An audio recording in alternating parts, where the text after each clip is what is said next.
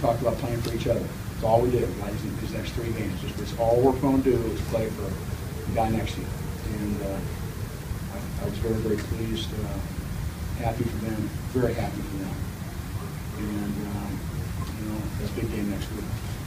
Gary, I know you said on like Tuesday, Wednesday, and Thursday for practice. I think they really liked practicing because I think they got away from everything. You know, they got to work together and so on and so forth. So I think that worked in a positive way for us.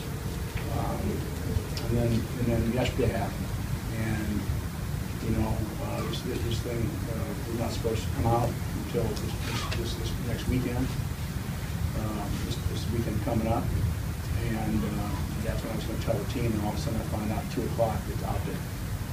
And so my players and my coaches got to know before anybody knows. So I had a team meeting scheduled already at 2:35. We'll do a substitution review, we think our final initial substitution review. And I brought them in there, and it was one of the most emotional 15 minutes of my life. So now add that on. All of a sudden, throw that, you know, right before a game. They're awesome. Those kids are awesome. They're resilient, and coaches too. Just really incredibly proud of all of them.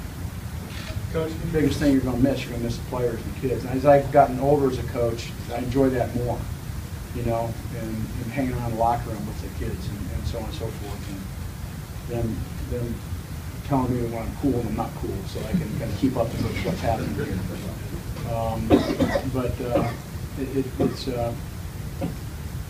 It means everything. I mean, that's what you do this for. You want to help those kids and help them grow as young men. You want to get them through school. You want to get them to be a great football player. All those things. And that's the toughest thing. Coach, I was praying lots. First of all, ask how I feel. I'm going to go. We had a release. Okay, and it was done really factually told the kind of story. I'm going to comment Monday more specifically about that. But for the lymphoma that I have, just a brief comment here, is I feel pretty good now, okay? And there's a lot of people that had cancer that's a whole lot worse than the cancer I got. And so prayers to all of them, or people that have sickness that's a whole lot worse than I have right now. I could go through all that. I don't want to go through that because I'll talk more detail about it on Monday. But you know, that's just. But I feel pretty good right now. Probably it's because of the week.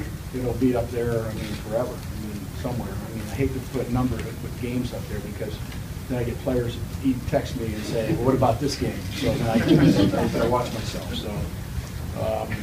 But this is obviously, you know, because of all the circumstances, how this team, you know, says so much about them, and it's one of the great games I've been a part of. Did you hear the? I've made in my 15 years here and my 10 years. So 25 years as head coach, I've had a lot of things happen. I think I was going to put a chapter in a book called The Week.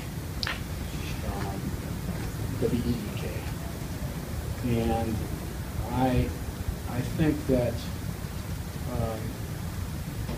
you're going to have tough times, and I always felt that I guess I'm thrown at me because, you know, good Lord thinks I can handle them. I can help lead our football team through it. So, but it was certainly a difficult week.